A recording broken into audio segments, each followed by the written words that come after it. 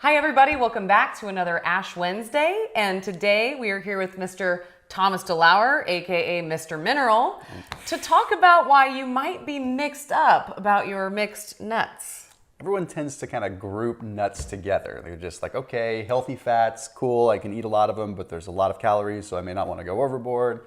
But there's so much more than just nuts in general. I want to break them down into their respective little bad categories and good categories. Ooh, this will be interesting because I may have been one that was a little bit, just thought, well, if it's nuts, it's got to be healthy. And I didn't really know why or what made them all different. So here we go. Yeah, no, you're just like pretty much everybody else. It's easy to get confused. So what we've done is we've taken just like a standard plethora of mixed nuts, like something that you'll normally find at a grocery store. We took a particular brand that just had a good kind of extra fancy mixed nuts, and we broke them down into their individual species of nuts, if you will. So let's start with cashews. Are you a fan of cashews? I love them. I think they taste delicious. Well, what if I told you they weren't even a nut? What? They're not a nut? Yep. So they're actually a fruit technically. So they're the seed of what's called the cashew apple. And believe it or not, I'm going to go out on a limb and say this is my own personal opinion, but they're probably one of the most inflammatory nuts that you can eat, or if you even want to call it a nut. And here, I'm not really going to scare you. Do you ever feel like your throat's itchy when you eat them? Probably no. not. No, I'm joking. But they're actually a member of the poison ivy family. Oh. So you think about the response you get when you get poison ivy on your skin. You're getting that inflammatory response. Well, it's not like you're getting poison ivy on the inside of your body, but you're still having somewhat of an inflammatory response. That makes sense. So wow. if you're doing like an autoimmune paleo diet, it's called, like where you're really removing certain foods out of the diet and stuff like that, just to try to see what foods cause some triggers with inflammation, cashews are one of the first ones that you should completely eliminate. One of the last ones you should reintroduce because they're so inflammatory. Okay, well, I'm already learning something. How about you? All right, let's go on to almonds. Now, I actually have something interesting to say about almonds. At Jigsaw Health, we were wondering, everybody says almonds have a lot of magnesium in them, or they're a good source of magnesium if you're trying to get that through food. So we sent a bag of sprouted organic almonds in for testing to find out how much magnesium these things really do have. So we did get some interesting results. There's 71.1 milligrams per ounce of magnesium in almonds. But that's not really the interesting thing. We found out there's also calcium in almonds, and more calcium than there is magnesium. For example, there's 104 milligrams per ounce of calcium in almonds. So you're actually getting more calcium than magnesium when you eat almonds. That's essentially almost canceling each other out because you have magnesium and calcium are usually competing against each other. So if you have more calcium, you have like a net positive of calcium. We should write an essay on that assay. You know what? I think we will. So stay tuned. There is more information coming on the results of that test. So.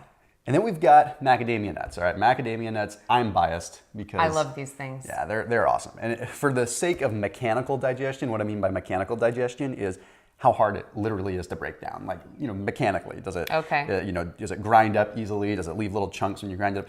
They break down very, very easily, and there's no skin, so it's easy to digest. But you know what the main thing that I like most about these, as Mr. Inflammation over here? Not the taste.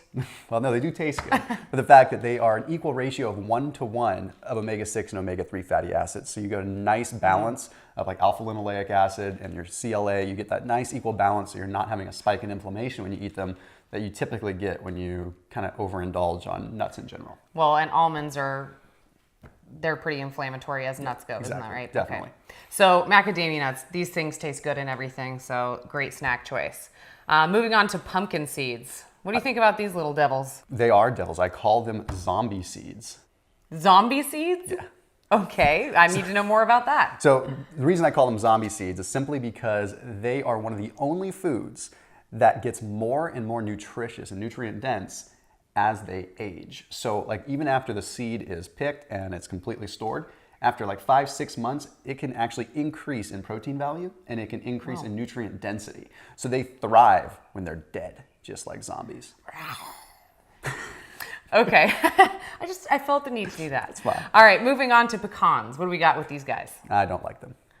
They taste good. They do taste good. In pecan pie. Yeah, but they're like a 6-to-1 ratio of omega-6 to omega-3. Okay, so they're not the best nutritious choice if you're gonna eat a handful of nuts, unless you just love the taste. I will say the thing about them is, like if you ever chew a pecan, you notice it turns into sort of a paste in your mouth rather than getting kind of gritty like almonds Yeah. do. So much easier to digest in that sense. So Easier to break down. exactly. Yeah. And they make delicious pies. They do. All right, and last but not least, these are some of my least favorite nuts, by the way. I just have to say. I appreciate the candor. Yeah. Brazil nuts, these guys, the things that everyone at a cocktail party is picking around, and you know that's true.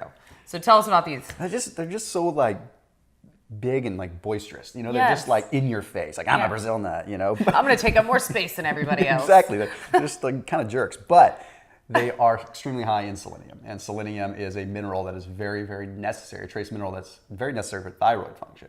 So you see a lot of times people that have thyroid conditions and stuff will supplement selenium.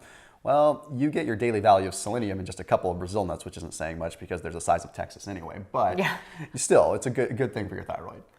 Wow. Okay. Well, I've learned a lot here today. Thank you so much, Mr. Mineral, Thomas DeLauer. You're a real nut buster. You know, that's been told that many times. So as always, keep it locked in here with Jigsaw Health and make sure you tune in for more Ash Wednesdays and check out all the line of Jigsaw Health products.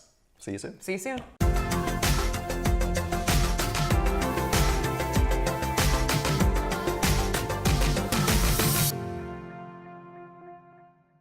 So I'm starving. Can we eat these now?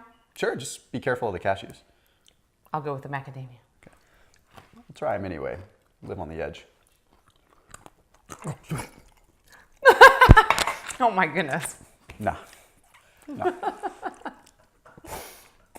Yeah. Can I get a glass of water, please? I can't watch that.